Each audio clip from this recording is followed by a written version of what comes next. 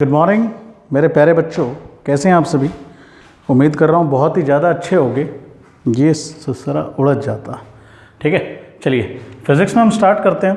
थोड़ा बड़ा ही लिख लेते हैं आज हम फिज़िक्स, ठीक है। फिज़िक्स में हमने करना है इलेक्ट्रिकल फील्ड लाइंस। क्या करना है? इलेक्ट्रिकल फील्ड लाइंस, ठीक है। क्या था इलेक्ट्रिकल फील्ड लाइंस, देख लें एक बार हम, सही चल रहा नहीं चल रहा इतना। चलिए ठीक है, इलेक्ट्रिकल फील्ड लाइंस क्या थी बता सकता है कोई? ठीक है, शाबाश। इलेक्ट्रिकल फील्ड लाइंस क्या थी? These are the curve, these are the curve line, these are the curve line as the tangent draw to it, as the tangent draw to it, draw to it, draw to it, then it gives the direction of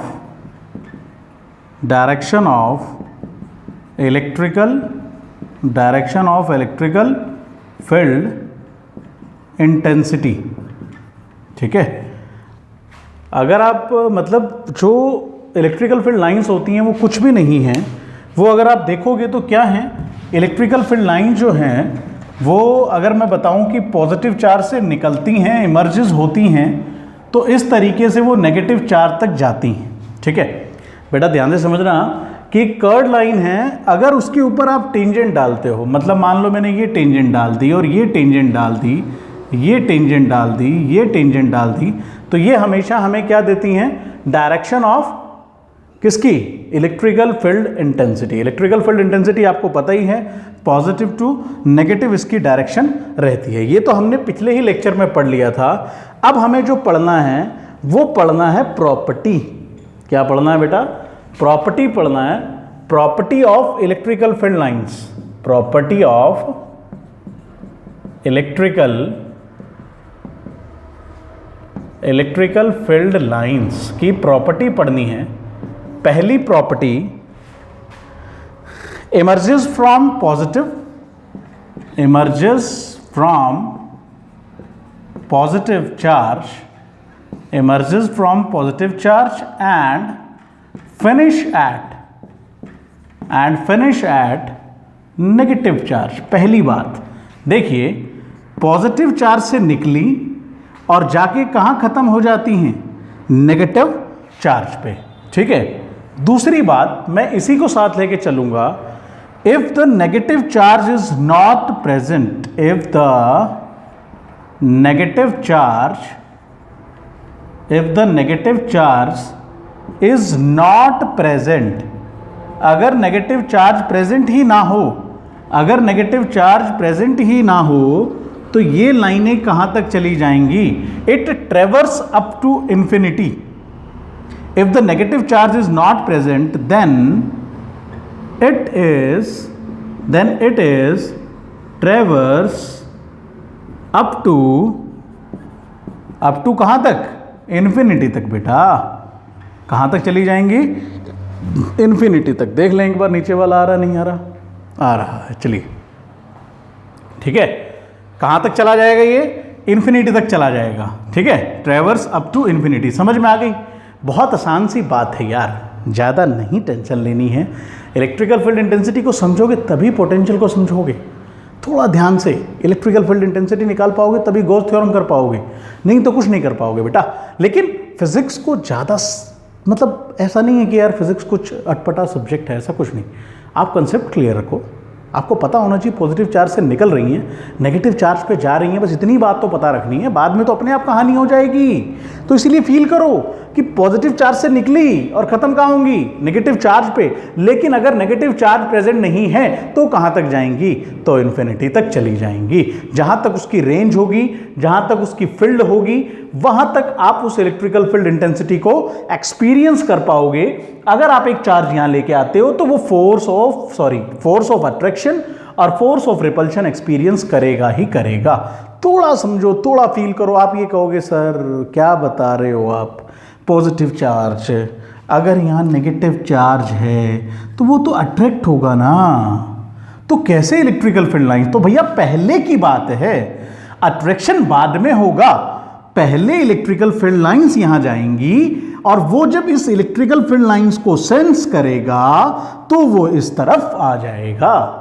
इतनी बात ही तो ध्यान रखनी है। थोड़ा फिर सुनो कि पहले इलेक्ट्रिकल फील्ड लाइंस निकली, फिर इसने उसे सेंस किया। क्यों? क्योंकि इसकी इलेक्ट्रिकल फील्ड लाइंस अंदर की तरफ आती हैं, तो फिर ये इसकी तरफ खींचा खींचा चला आएगा। तो फिजिक्स तो बेसिक्स पर है भैया। ठीक है, तो दूसरा पॉइंट भी आपको क्लियर हो गया कि इन्फिनिटी तक जाती हैं इलेक्ट्रिकल फील्ड लाइंस।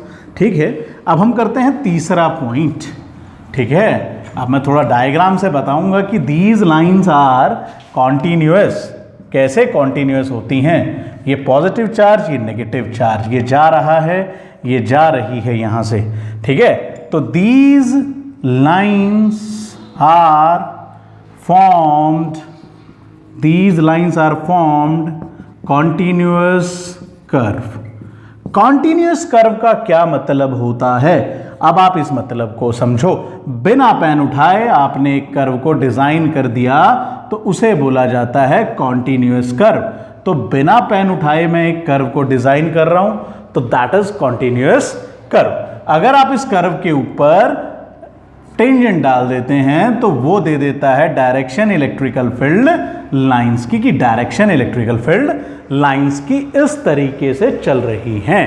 और जब भी आप कभी क्वेश्चंस में बनाओगे तो इलेक्ट्रिकल फील्ड लाइंस बिल्कुल ही सीधी बनने वाली हैं। तो इसीलिए ध्यान रखना। लेकिन ये कर्व्ड पाथ के ऊपर टेंजेंट डाला हुआ होता है तो इस बात को आप समझ लो। तो these lines are formed continuous curved. ठीक है,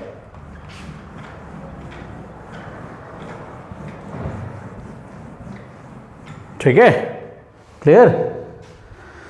अच्छा जी, उसके बाद पॉजिटिव चार्ज के लिए ये प्रॉपर्टी आपने लिखनी बड़ी जरूरी है। पॉजिटिव चार्ज के लिए जो है हमेशा जो इलेक्ट्रिकल फील्ड लाइंस होंगी वो क्या होंगी?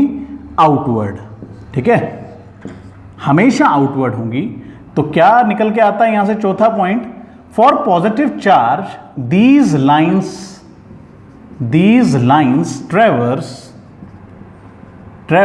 in outward direction। हमेशा किस में जा रही हैं? these positive lines या these line for positive charge के लिए these lines traverse in outward direction, हमेशा आउटवर्ड डायरेक्शन में जाती नजर आएंगी। लेकिन अगर मैं वहीं नेगेटिव चार्ज की बात करूं तो नेगेटिव चार्ज में ये आपको ट्रेवर्स कैसे करती आएंगी भैया? इनवर्ड नजर आएंगी, ऐसे ऐसे नेगेटिव चार्ज की तरफ जा रही हैं। तो for negative charge these lines ट्रेवर्स in inward direction, मतलब उसकी तरफ, टुवार्ड्स इट, हमेशा टुवार्ड्स आएंगी और इसमें अवे जाएंगी। ठीक है ना? For the positive charge these lines are away and these lines towards the negative charge. तो ये दो बातें और इंपॉर्टेंट हैं कि पॉजिटिव चार्ज के लिए क्या होता है और नेगेटिव चार्ज के लिए क्या होता है। बहुत इंपॉर्टेंट है। ठीक है, कि पॉजिटिव चार्ज के लिए these lines ट्रेवर्स in inward direction और ट्रेवर्स इन आउटवर्ड डायरेक्शन। अब जो बात आपको मैं समझाऊंगा वो बात बहुत इंपॉर्टेंट है और उस बात को अच्छे से समझना तभी क्लियर होगा। सीबीएसई कई बार दे देता है इस पैटर्न पे क्वेश्चन।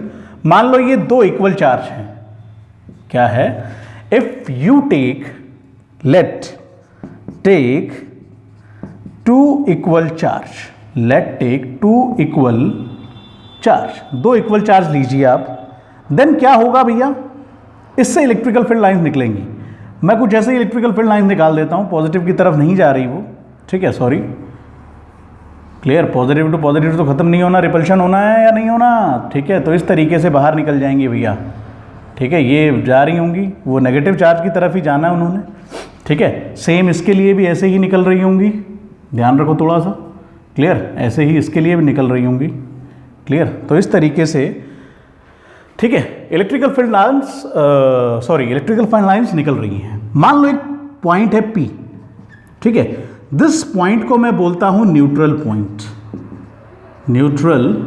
पॉइंट। ठीक है, न्यूट्रल पॉइंट के ऊपर इलेक्ट्रिकल फील्ड इंटेंसिटी जीरो हो जाएगी। क्या जीरो हो जाएगी? इलेक्ट्रिकल फील्ड इंटेंसिटी क्या हो जाएगी, जीरो। इलेक्ट्रिकल फील्ड इंटेंसिटी इस पॉइंट के ऊपर क्या होने वाली है, जीरो होने वाली है टू इक्वल चार्ज के लिए। क्यों? देखिए मैं आपको एक बात बताता हूं, बड़ी सिंपल सी बात है कि अगर आप दो इक्वल चार्ज लोगे तो इस पॉइंट P के ऊपर हमेशा इलेक्ट्रिकल फील्ड इंटेंसिटी जीरो होने वाली है। क्यों होने वाली है वो देखो, कैसे इलेक्ट्रिकल फील्ड इंटेंसिटी जीरो होने वाली है। मान लो सेम चार्ज होना चाहिए, पॉजिटिव है तो पॉजिटिव ही, ठीक है। अब यहां पर ये पॉइंट आ जाता है, तो एक बात बताओ, मान लो ये पॉइंट होता पॉजिटिव ही होता, क्या दिक्कत है? This is point positive charge, point positive charge या यूनिट पॉजिटिव चार्ज, पॉइंट लिख रहा हूं मैं भी, सॉरी क्या लिख रहा हूं, यूनिट पॉजिटिव चार्ज होता तो क्या होता, इसके ऊपर रिपल्शन लगता बेटा, लगता। थोड़ा सोचो, ये अपनी इलेक्ट्रिकल फील्ड लाइंस निकाल रहा है, वहाँ चार्ज पड़ा है, उससे भी इलेक्ट्रिकल फील्ड लाइंस निकलेंगी, दोनों कैंसल आउट हो जाएंगी, ऐसे भी सोच सकते हो। तो यहाँ से रिपल्शन हो रही है, यहाँ से इस पॉजिटिव चार्ज के ऊपर रिपल्शन हो रही है और इस चार्ज के ऊपर भी रिपल्शन हो रही है।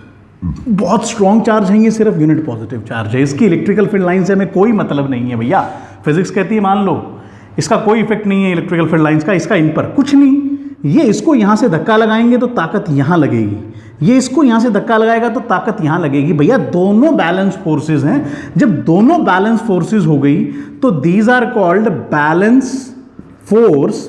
अगर बैलेंस फोर्स आप लगाते हो देन वर्क कितना हो जाता है, जीरो हो जाता है बेटा। क्यों? वर्क क्या होता है, force into displacement. Force balance है मतलब जीरो है, बैलेंस लग रही है ना, यहां से भी खींच रहे हो, यहां से भी खींच रहे, कैसे? यहां से मेरे को पकड़ के खींच रहा है, यहां से को पकड़ के खींच रहा है, मैं बीच में रहूंगा, खींचता रहे मुझे कोई भी, मुझे कोई फर्क नहीं पड़ेगा, खींच ले भैया। तो उसी काम पे तो यही है कि यहां से खींच लिया है, तो जब दोनों जगह से खींच लिए हैं तो चार्ज कहीं नहीं मूव करेगा भैया, तो वर्क डन जीरो हो जाएगा। तो इसीलिए इस पॉइंट को क्या बोल दिया गया कि इलेक्ट्रिकल फील्ड इंटेंसिटी जीरो है, वर्क डन जीरो है, चार्ज कहीं मूव नहीं करने वाला, तो फिनिश। ठीक है, समझ में आ गया? समझ लेना इस चीज को, ठीक है। बहुत अच्छे से बता दिए कि बैलेंस कैसे हो रहा है, ठीक है। अब हम दूसरा पॉइंट यहां ले लेते हैं कि मान लो एक चार्ज स्ट्रांग है और ये इससे लेस स्ट्रांग है, ठीक है, ये स्ट्रांग है और ये लेस स्ट्रांग है, तो जो न्यूट्रल पॉइंट है या जो पॉइंट P है, पॉइंट P शिफ्ट होके यहां आ जाएगा करीब। पॉइंट P जो होगा या मतलब फोर्स ऑफ अट्रैक्शन जो होगा वो नियर किसके होगा, लेस स्ट्रांग चार्ज के। किसके? लेस स्ट्रांग चार्ज के। मतलब ये जो पॉइंट है P, ये शिफ्ट हो जाएगा और कहां पहुंच जाएगा, लेस चार्ज के पास। कैसे? देखिए, अब यहां से आप ताकत लगा रहे हो, ठीक है, शिफ्ट होगा, न्यूट्रल पॉइंट शिफ्ट हो जाएगा। न्यूट्रल पॉइंट शिफ्ट होता है, यस, न्यूट्रल पॉइंट शिफ्ट हो रहा है, शिफ्ट हो रहा है, शिफ्ट हो रहा है, शिफ्ट हो रहा है। कैसे? देखिए, ये ताकत लगा रहा है। पहले P पॉइंट ये था, ये बहुत ताकतवर इंसान है, ताकत ज़्यादा लगाएगा। यहाँ से भी ताकत लग रही है, अब सोच के देखो, मुझे यहाँ से भी ताकत लगा रहा है, कोई यहाँ से ताकत लगा दे, ज़्यादा लगाएगा तो हम जिस तरफ कम फोर्स लग रही होगी वहीं ट्रेवल करेंगे ना, और एक जगह आके उसकी ताकत बराबर हो जाएगी उसकी, क्योंकि पहले चलो डिस्टेंस था, वो लगा रहा था, लेकिन जैसे ही आप उसके पास गए तो इसकी ताकत थोड़ी लेस इफेक्टिव हो जाएगी और ये वाली ताकत क्या हो जाएगी, ज़्यादा इफेक्टिव हो जाएगी।